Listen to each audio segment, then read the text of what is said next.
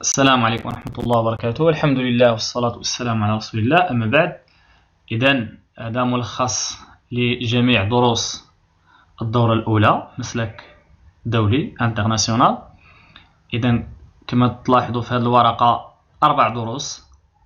إذا في ورقة واحدة 4 دروس، كل ما يجب معرفته في الدروس موجود في هذه الورقة، في الدروس الأربعة الأولى ودروس الثلاثة، يعني تتمة 7 دروس في الورقة الأخرى. إذن ورقتين ملخص كامل وشامل للدورة الأولى سيمكنك إن شاء الله من التوفق والتفوق في هذه المادة.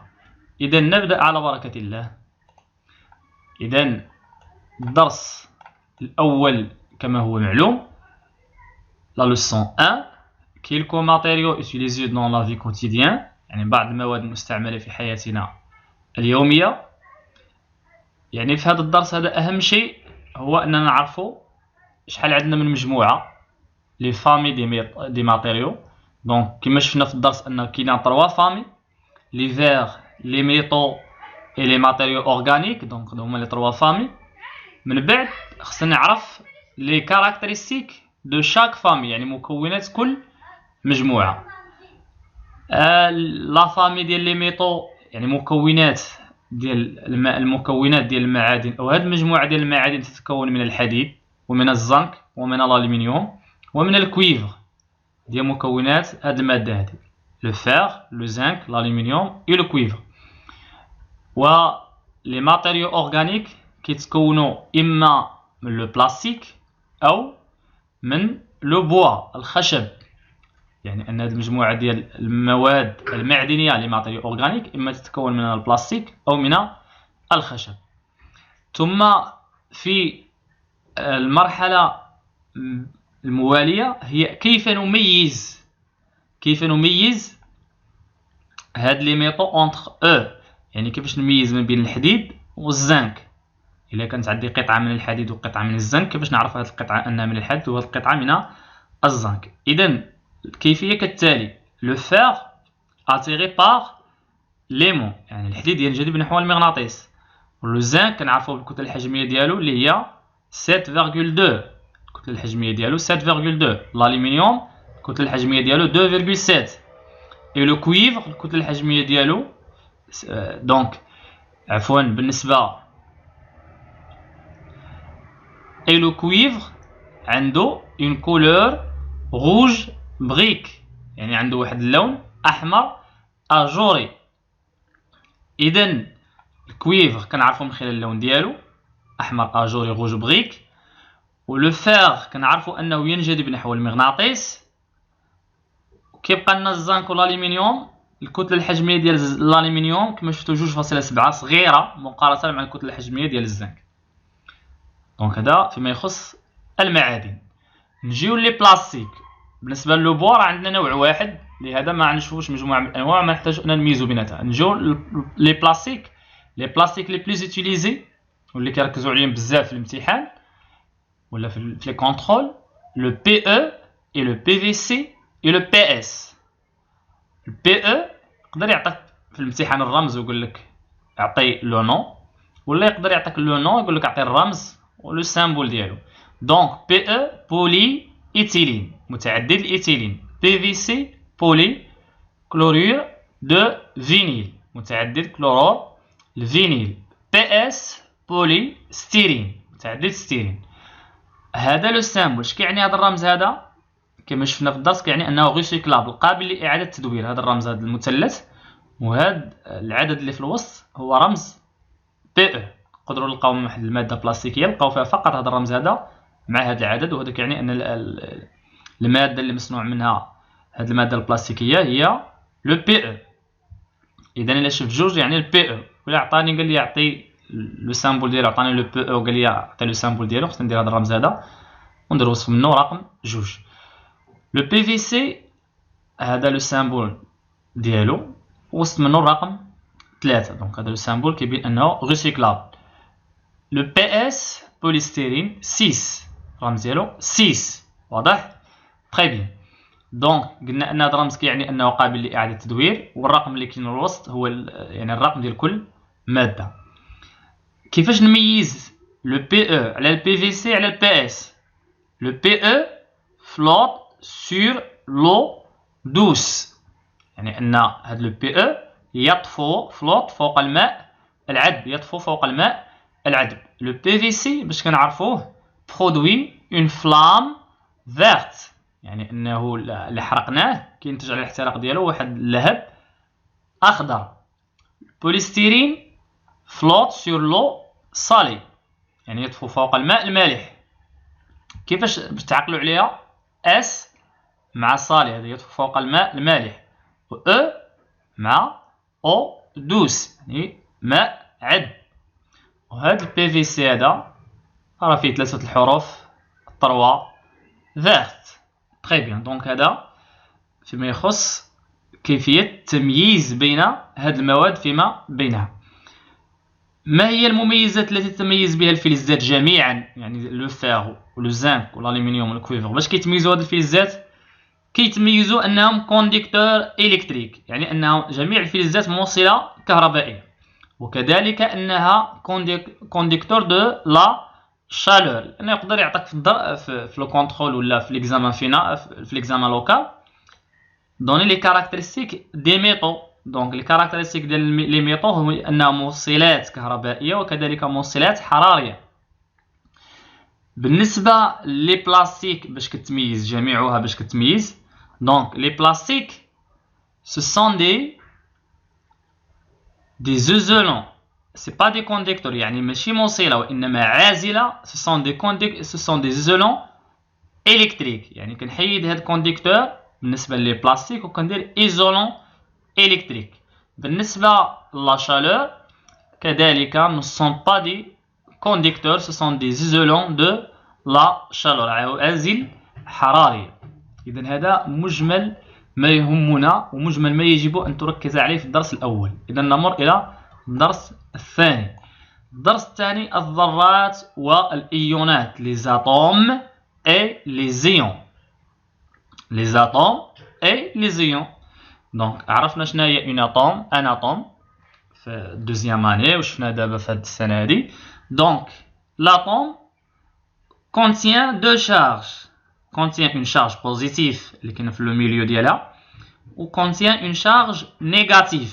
هاد لا charge négative tourne autour de la charge positive، يعني هاد الشحنه السالبه تدور حول الشحنه الموجبه اللي كاينه في لو نويو اللي كنسميوها لو نويو. واضح؟ دونك لاتوم راه فيها دي شارج بوزيتيف اي دي شارج نيجاتيف، شي خصنا نعقل عليه. جيد. دونك حنا خدينا باغ اكزومبل واحد لاتوم اللي عندها 17 شارج بوزيتيف وعندها 17 شارج نيجاتيف، يعني خدينا واحد لاتوم اللي عندها 17 شحنه سالبه وعندها 17 شحنه موجبه. اذا اول شيء بالنسبه للاتوم خصنا نعرف ان لو نوايو ديالها هي هذه، هي اللي كاينه في الوسط، وان هادو هما لي زيليكترون. ثم تيقول لي يحسب لا شارج. خصنا نعرف ان لا شارج ديال لو نوايو هي بلس زد فوا او، ولا شارج ديال لي زيليكترون هي موان زد فوا او، موان زد فوا او. زد هي لو نومبر دي شارج بوزيتيف ou bien le nombre des charges négatives اللي كنهضروا على لاتوم. وهاد او هذه هي لا شارج élémentaire، سي 1,6 10 exposant moins 19، هذه القيمه ديالها. جيد. اذا باغ اكزومبل قال لي عطاني واحد لاتوم، ناخذ مثلا هاد لاتوم هي، وقال لي كالكولي لا شارج ديالها. اذا زد شحال عندها زد 17، اذا 17 فوا او بلس من اساس بلس. علاش؟ لاننا كنهضروا على شارج ديال لو نوايو، ولا شارج ديال لو نوايو توجور بوزيتيف. نشوفوا لا شارج ديال لي زيليكترون، دونك هي موان زد فوا او، وزد شحال قلنا كتساوي 17، دونك سي موان 17 فوا او، دونك هذه هي لا شارج ديال لي زيليكترون. من بعد ملي تيقول لي كالكولي لا شارج ديال لو نوايو ولا شارج ديال لي زيليكترون، تيقول لي كالكولي لا شارج ديال لاتوم كامله. دونك خصني نجمع هادو زائد هادو. دونك لا 17 بلس 17 او زائد moins 17e, ce sont des nombres opposés. Le résultat ديالهم est égal à 0. Donc, وقلنا par conclusion أن la charge ديال l'atome كاملة toujours est égal à 0. يعني اللي قال لي يحسب لا شارج ديال لو نويو ديال لاطوم عفوا كامله، يعني ديريكتومون كندير 0. الا قال لي جوستيفي راه كنجمع هذه زائد هذه. واضح؟ تري بيان. دونك هذا الشيء كامل اللي كيهمنا في لاطوم هو هذا الشيء، يعني الفقره الاولى. L'atome, soit il gagne des électrons, soit il perd des électrons. C'est clair. يعني أن الأطوم إما تربح gagne وإما perd des électrons ولا تفقد. C'est clair. donc إلا ربحات حنا نسيبوزيو أن هاد الأطوم هادي غتربح ان إلكترون، ربحت واحد. إلا ربحت ان إلكترون هي شحال كان عندها من إلكترون؟ كان عندها 17. شحال يوليو عندها؟ يوليو عندها 18. هي ربحت ان إلكترون. واش هادو النومبر ديال لي شارج بوزيتيف غيتغير؟ لا ما غيتغيرش، غيبقى هو. دونك ولا عندها 18 شارج نيجاتيف وعندها 17 شارج بوزيتيف. واضح؟ تري بيان. نفس الشيء كما قال لي يحسب لا شارج ديال لي زيليكترون وديال لو نويو هنا بالنسبه للاطوم، حتى بالنسبه للايون تيقول لي يحسب لا شارج ديال لو نويو وتيقول لي يحسب لا شارج ديال لي زيليكترون. وباش ما ننساوش الا لاطوم غانيي ربحات كتعطينا سكون ابل ان انيون. انيون A-N-I-O-N انيو، وهادو راه بجوجهم كنسميهم لي زيون ايون. دونك سي لاتوم غان ان الكترون كان عنده 17 ولا عنده 18 ولا شارج اللي كاينه في لو سونتر ديال لو نويو راه ما كتغيرش، لان هي راه كتربح لي زيليكترون ما كتربحش لي شارج بوزيتيف. تري بيان. دونك 18 يولي عندها 18 شارج نيجاتيف. علاش؟ لانه كان عنده 17 وزادت وحده. دونك الا بغيت نحسب لا شارج ديال لي زيليكترون هي 18. حنا قلنا ان لي شارج ديال لي زيليكترون توجور كيكونوا مسبوقين بموان. دونك هي موان 18 فوا او موان 18 فوا او. ولا شارج ديال لو نويو هي بليس 17 فوا او. علاش بقى توجور بقى 17؟ لان لو نويو لا شارج ديالها ما كتغيرش، كتبقى دائما هي. دونك بليس 17 فوا او. الا قال لي يحسب لا شارج ديال الايون كامل راه هي هاد الشحنه لا شارج ديالو راه هي هاد الشحنه العدد اللي تيربح ديما. هاد العدد كنضربو في او كنجمع هادي زائد هادي، ولا درنا ناقص 18 او زائد 17 او. on va garder le signe de la distance à 0 ou bien de nombre le plus grand et on fait la différence. كنحتفظوا بالاشاره ديال العدد الكبير وتنديروا عمليه الطرح.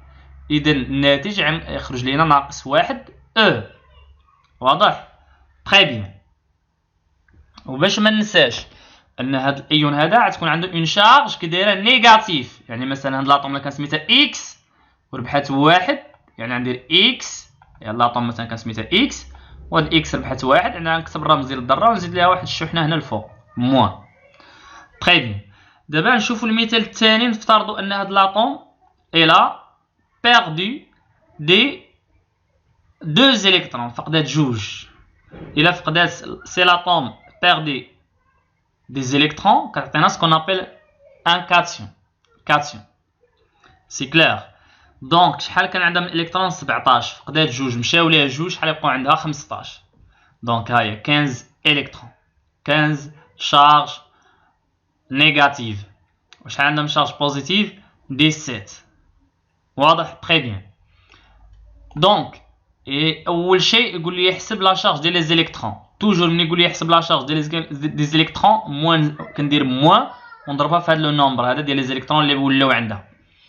دونك سي موان 15 فوا او ou bien plus ولا شارج ديال لو نويو بلس 17 فوا او.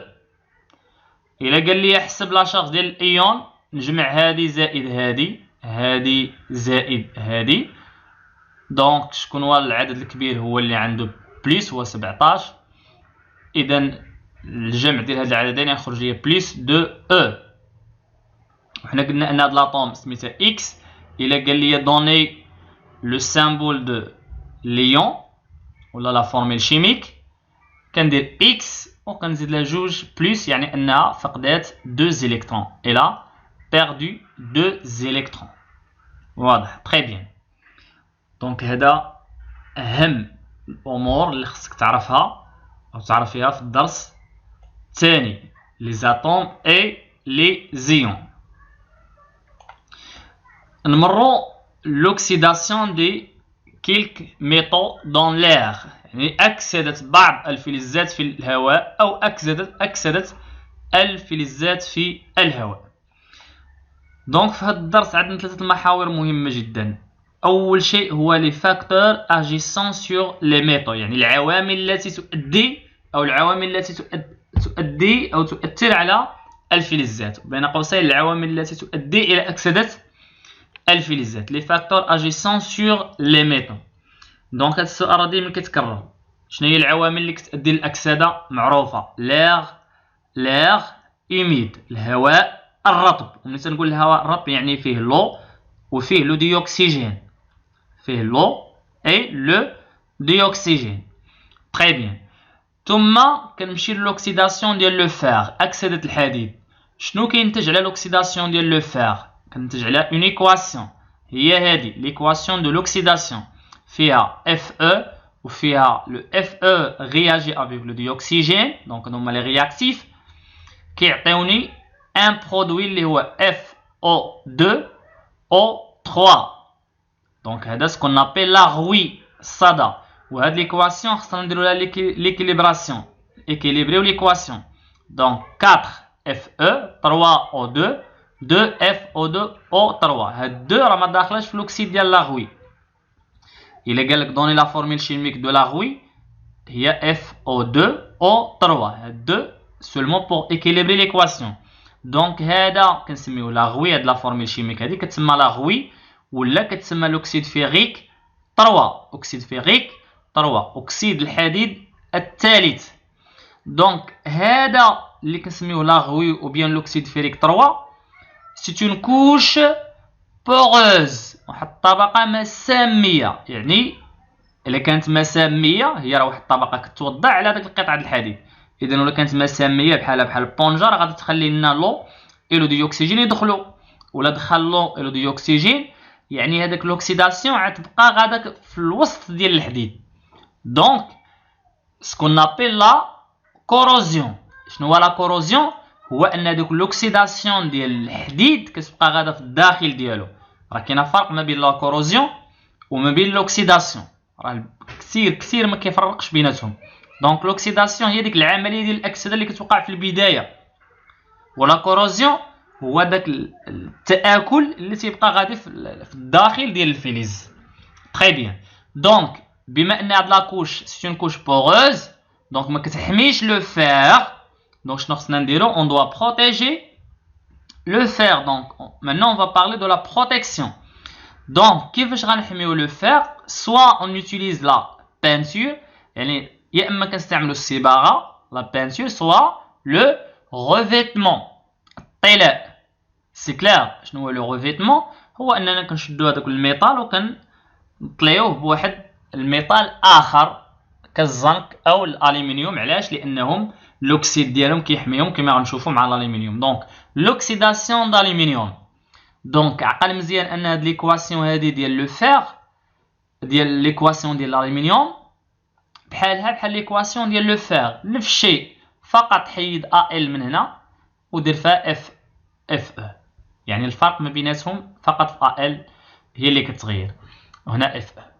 دونك نفس ليكواسيون ولكن هذا كيتسمى لوكسيد دالومنيوم. هنا سمينا لوكسيد فيغيك. هذا اف اي في FO2O3 وهنا Al2O3.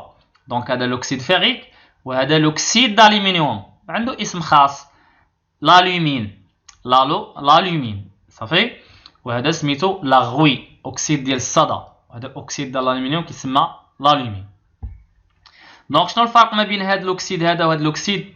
هذا الاكسيد ديال لو فير نو بروتيج با لو فير ما كيحميش لو فير. علاش؟ لانه اون كوش بوغوز طبقه مساميه كتسمح بدخول الهواء والماء. اما الالومين سي اون كوش imperméable ou bien non poreuse، يعني لا تسمح بمرور الماء وثنائي الأكسجين، وبالتالي غتحمي لنا الألومنيوم من لا كوروزيون. واش غنحتاجو نديرو لا بانتور ولا لو ريفيتمون الألومنيوم؟ لا. علاش؟ لأن هاد لاكوش ديالو هي كتحميه لأنها اون كوش امبيرميابل. تري بيان.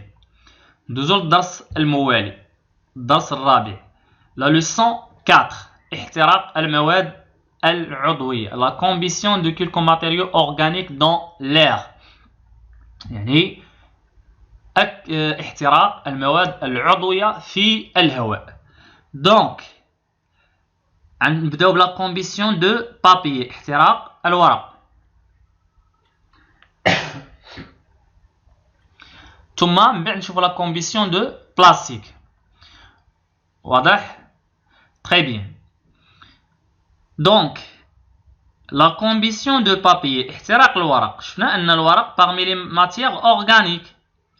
دونك الاحتراق ديال الورق في لو ديوكسيجين، لا رياكسيون دو بابي افيك لو ديوكسيجين هما لي رياكتيف. عقل معايا لانه تيقول لك في الغالب يعطيني لي رياكتيف ديال لا كومبيسيون. شنو كينتج على هاد لا كومبيسيون هادي؟ كينتج عليها H2O، وكينتج عليها CO2، وكينتج عليها دوطخ برودوي. علاش؟ لان اون كومبيسيون انكومبليت. الا قال لك علاش هاد لا كومبيسيون اي انكومبليت، علاش؟ لان كينتج عليها زائد هاد لي برودوي دوطخ برودوي كوم لو مونوكسيد دو كربون. مزيان. دونك لو بابي بلس لو ديوكسيجين كينتج عليه H2O بلس CO2. دونك حنا كنا قرينا في الدوزيام اني سكون نابيل لا دوزيام لوا. لا دوزيام لوا دون رياكسيون شيميك هو ان الذرات سكون نابيل لا لوا دو لا كونسيرفاسيون دي زاتوم اون جونغ اي اون نومبر، يعني ان الذرات اللي تيكونوا في لي رياكتيف هما نفس الذرات اللي خصهم يبقاو عندنا في لي برودوي. يعني ديك الاجسام اللي كتفاعل هنا هي اللي خصني لي زاتوم المكونات ديالها هي اللي خصني نلقاها هنا. واضح هادشي؟ مزيان. دونك كما كنشوف انني عندي بين لي زاتوم اللي عندي في لي رياكتيف عندي الاكسجين، دونك خصني نلقى الاكسجين في لي برودوي. دونك ها هو الاكسجين كاينه في لي برودوي.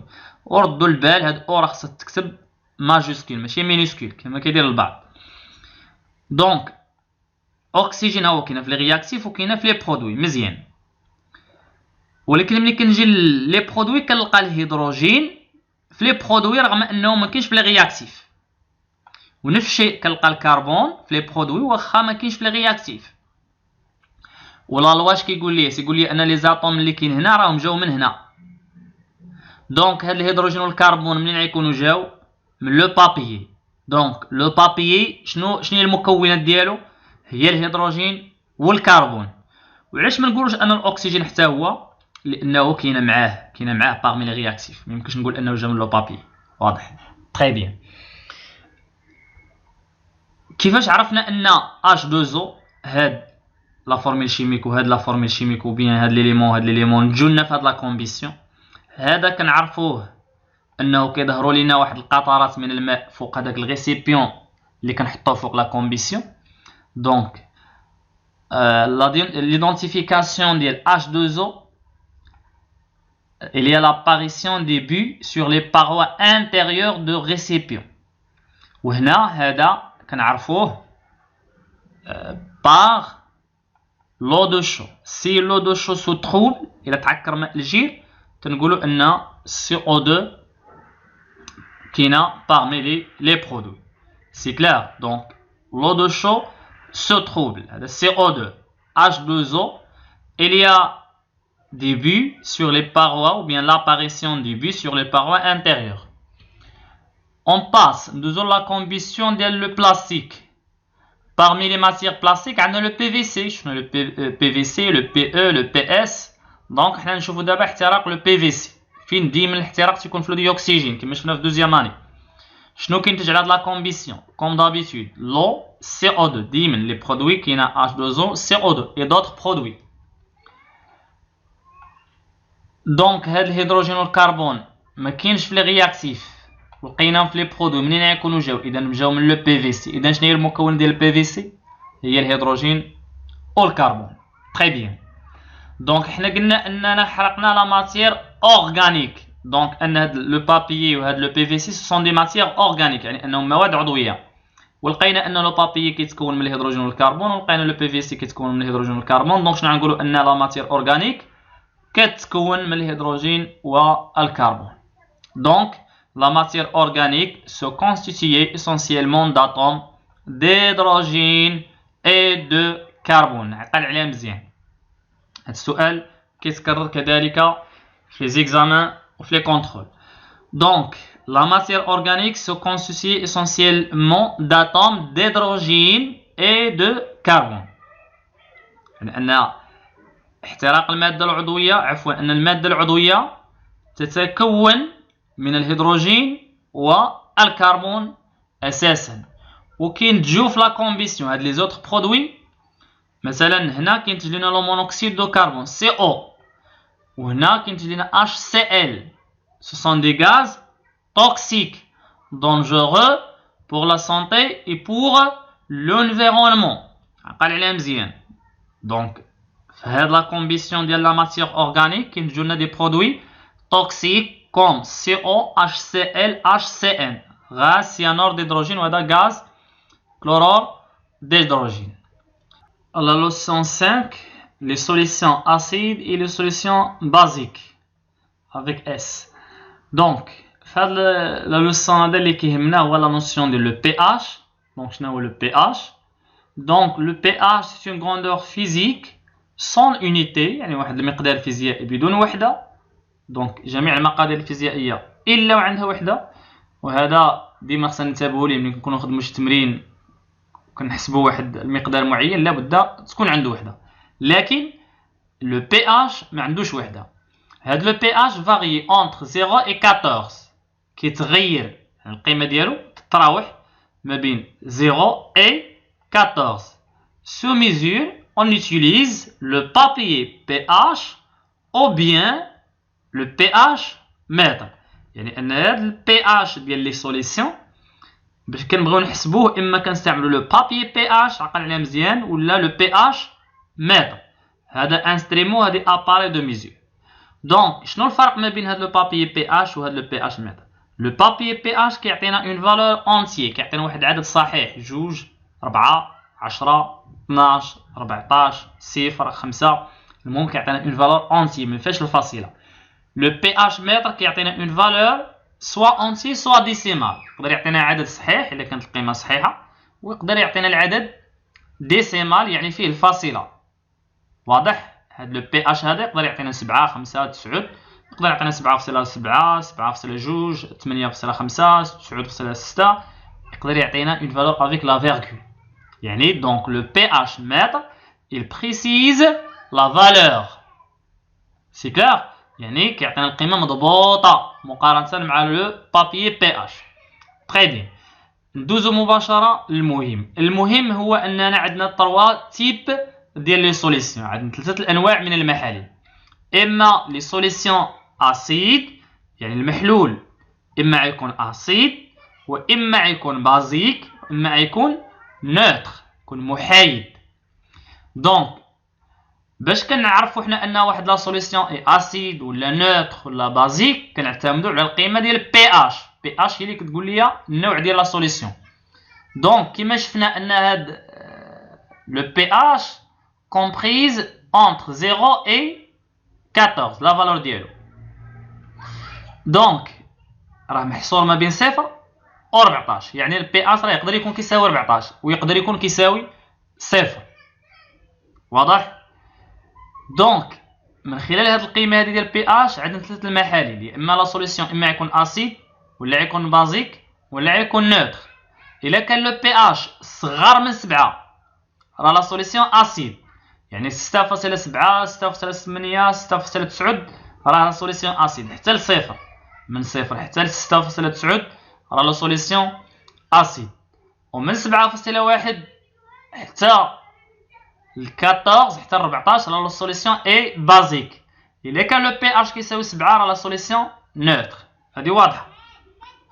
لي سوليسيون اسيد البي اش كيصغر من 7 لي سوليسيون بازيك لو بي اش كبر من 7 نوتر كيساوي 7 مزيان. دونك ندوزو ديليسيون هي المرحلة الأخيرة في الدرس، تخفيف هاد المحاليل.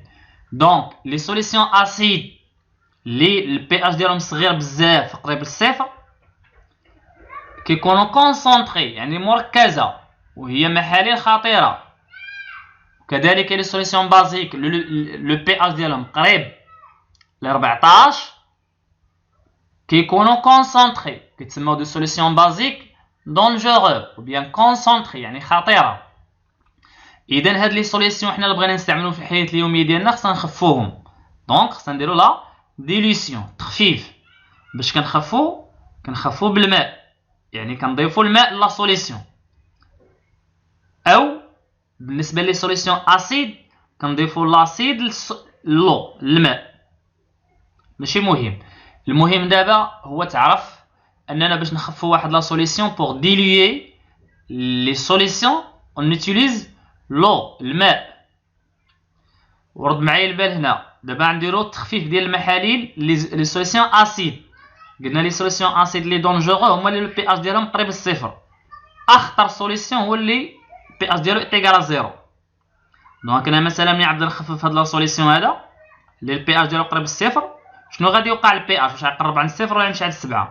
دونك ملي كنخفف لي سوليسيون اسيد البي اش كيمشي نحو 7. ملي كنخفف لي سوليسيون اسيد البي اش ديالهم تيكبر. علاش؟ لانني ما كيهمنيش نصغر بي اش. هنا راه كل ما صغر بي اش كل ما كيولي لا سوليسيون خطير بالنسبه لي سوليسيون اسيد. اللي كيهمني هو نخفف هاد لاسيديتي. هاد لاسيديتي هادي هي اللي كيهمني نخففها. علاش؟ لان لاسيديتي هنا من حدك تقرب للصفر وهي كتكبر، وملي نبدا نضيف انا الماء غتبدا لاسيديتي كتصغر وهي غادي تقرب على 7 وهي كتصغر. دونك لا سوليسيون اسيد اللي عنده 6 ولا سوليسيون اسيد اللي عنده 2 راه لاسيديتي ديال 2 كبر من 6. صافي. نعاودو لي سوليسيون اسيد ملي تنخففهم لو بي اش اوغمونت، و لي سوليسيون بازيك ملي تنخففهم لو بي اش كيمشي عند 7. دائما لو بي اش ملي تنبدا نخفف لي سوليسيون اسيد كيمشي لعند 7 و لي سوليسيون بازيك كيمشي لعند 7. ولكن لي سوليسيون بازيك راه كيصغر و لي سوليسيون اسيد راه لو بي اش كيكبر. دونك lorsqu'on dilue une solution acide, le pH augmente. Et lorsqu'on dilue une solution acide basique, le pH diminue. كينخفض. واخا هاد المسألة هادي H- ou bien H+. Les solutions acides sont riches en H+, ou les solutions basiques sont riches en HO-. ايوا هكا نكونوا سالينا هاد 5 الدروس وتبقاو لنا 3 الفقرة الموالية ان شاء الله. واحد المسألة مهمة جدا هي الترابط ديال هاد الدروس. اذا في الدرس الاول قرينا لي ماتيريو، شفنا لي فير، شفنا لي ميطو، وشفنا لي ماتيريو اورغانيك. قلنا لي ميطو راه هما لو فير، لو زنك، الالومنيوم، الكويفر. تبع معايا شنو درنا في الدرس الثاني. الدرس الثاني درنا الذرات والايونات، اي ان هاد المواد كلها تتكون من ذرات وايونات. مزيان. الدرس الثالث درنا اكسده الفلزات لي ميطو. علاش هضرنا على لو فير والالومنيوم. دونك فين كنا كنهضروا هنا على هاد الجوج، لو فير اي الالومنيوم، على الفلزات. الدرس الرابع شفنا احتراق المواد العضويه. هي المواد العضويه هي هادي. فوالا درنا لا كومبيسيون ديال لي ماتيير اورغانيك. شفتوا الترابط ديال الدروس. من بعد الدرس الخامس لي سوليسيون اسيد اي بازيك، المحاليل المائيه. علاش غنقراو هذا الدرس؟ لاننا غنجيو في الدروس المواليه وغنشوفوا تاثير هاد المحاليل على لي سوليسيون، على لي ميطو وعلى لي ماتيير اورغانيك. La leçon 6 test d'identification de quelques ions. إذا في هذا الدرس تيست اختبار identification الكشف على ماذا سنكشف على الايونات. إذا كما رأينا عندنا نوع من الايونات لي كاتيون ومن عندهم اون شارج بوزيتيف ولي زانيون عندهم اون شارج نيجاتيف. إذا سنكشف على 5 كاتيونات وسنكشف على ايون واحد. للكشف على الإيونات لي كاتيون للكشف على الإيونات اللي عندهم اون شارج بوزيتيف غنستعملوا هاد لا سوليسيون Na+HO- اللي هو هيدروكسيد الصوديوم او بيان لا سود اللي كنسميوه لا سود. وللكشف على Cl- سنستعمل لو نيترات دارجون نترات الفضة Ag+NO3-. إذا هذا سي سوليسيون وهذا سي سوليسيون. دونك هادو كيتسموا لي سوليسيون ديتيكتور يعني المحاليل الكاشفة. هذا للكشف على لي زانيون وهذا للكشف على لي كاتيون. دونك سنكشف على 5 كاتيونات Fe2+ اللي كاينه في واحد لا سوليسيون هي لا فورميل شيميك ديالو Fe2+ SO4 و Fe3+ كاينه في هاد لا سوليسيون هذا Fe3+ 3Cl-. CO2+ كاينه في هاد لا سوليسيون هذا و Zm2+ كاينه في هاد لا سوليسيون و Al3+ كاينه في هاد لا سوليسيون. دونك ملي غنضيفو لهاد لي سوليسيون في كل واحد منهم غادي نضيفو ليه Na+OH- ولا HO-. هنا سنلاحظ تكون بريسيبيتي فير وهنا تكون بريسيبيتي عنده لا كولور دو لا غوي وهنا تكون بريسيبيتي بلو وهنا تكون بريسيبيتي بلون جيلاتينو وهنا تكون بريسيبيتي بلون يعني لونه ابيض. هنا بريسيبيتي لونه ابيض هلامي يعني ابيض يميل الى الرمادي. وهنا ابيض هنا بالنسبه للكويفر ازرق لو فير 3 بني لو فير 2 ou bien l'ion de fer 2 اخضر. لا فورميل شيميك ديال البريسيبيتي ديال لو فير 2 FeOH2 ديال لو فير 3 FeOH3 ديال لو كويفر 2+ CuOH2 وديال لو زنك ZnOH2 ديال لو زنك ديال الايون دو زنك Zn2+ ZnOH2 وديال Al3+ AlOH3. وهاد لي بريسيبيتي فوالا لا فورميل شيميك ديالهم سي كلير خصنا نحفظوهم. كل فورميل شيميك تحفظ بوغ شاك بريسيبيتي. وما تنساوش هنا راه كاينه 2 وهنا 3 وهنا 2 توجور اللي كان عندي 2 هنا راه هنا 2 هنا 3 هنا 3 سي كلير وهنا 3 وهنا 3 وهنا 2 لا ميم شوز. وبالنسبه للكشف على Cl- اللي كيكون في واحد لا سوليسيون H+Cl- يعني كلورور دارجون كلورور ديدروجين عفوا كنستعملوا لو نيترات دارجون Ag+NO3- كيتكون لنا واحد البريسيبيتي بلون نوارسي على لوميير يعني كيولي اسود بوجود الضوء. اذا الا كان عندنا ابيض نوارسي على لوميير يعني راح كشفنا على Cl-. الا كان عندنا ابيض ما كيتغيرش ابيض فقط فاحنا كشفنا على Al3+. الا كان ابيض هلامي بلون جيلاتينو راح كشفنا على Zn2+. كان عندنا بريسيبيتي بلو احنا كشفنا على CO2+. كان عندنا بريسيبيتي عنده لا كولور دو لا غوي راح كشفنا على Fe3+. كان بريسيبيتي فير راح كشفنا على Fe2+. وفوالا لي سوليسيون اللي تكونوا فيهم. دونك هذا لا لوسون 6. لا لوسون 7 لا ديرنيير لوسون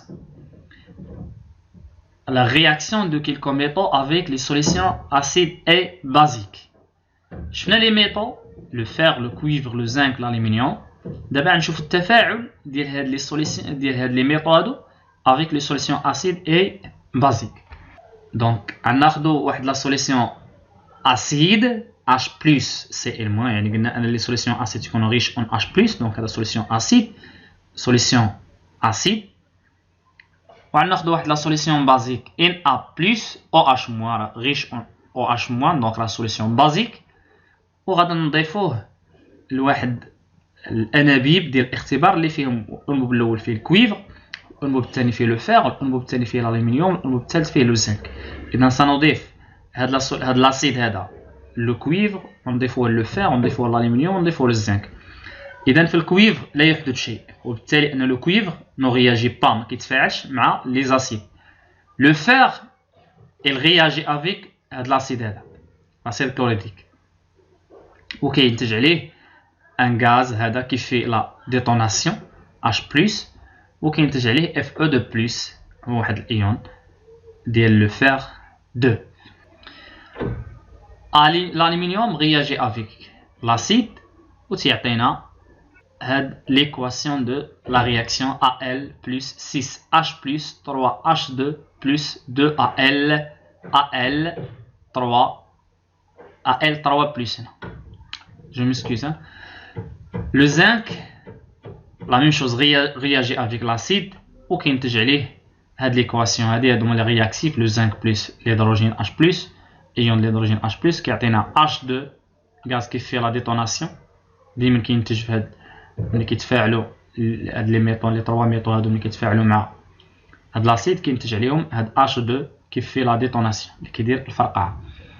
بالنسبه لي سوليسيون بازيك عندنا فقط الالومنيوم اي لو زنك اللي كيتفاعلوا مع لي سوليسيون بازيك.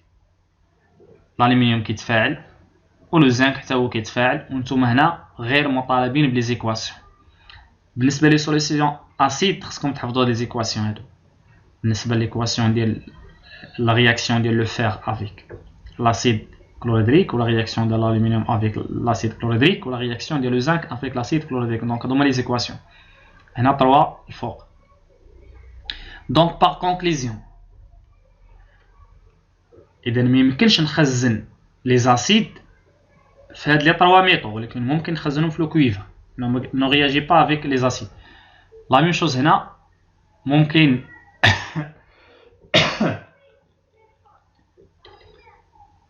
ممكن نخزن لي بازيك لي سوليسيون بازيك في لو كويفر وفي لو فير، ولا يمكن انني نخزنهم في الالومنيوم في لو زنك. علاش؟ لانهم الغياجي. بينما يمكن نخزن عموما يمكن تخزين هاد لي سوليسيون اسيد و لي سوليسيون بازيك في واحد لي ريسيبيون ديال لي ماتيير كي سون نون ميتو، يعني من غير الفلزات كلي ماتيير اورغانيك ولا ليفير. واضح؟ وهكذا تنكونوا خصنا جميع دروس الدورة الأولى بأهم الأمور التي يركز عنها أو عليها الأساتذة في الكنترول وفي الامتحان المحلي بالضبط. وأتمنى لكم التوفيق ووفقكم الله، وأتمنى النجاح للجميع. اقرأوا العلم النافع ببساطة. السلام عليكم ورحمة الله وبركاته.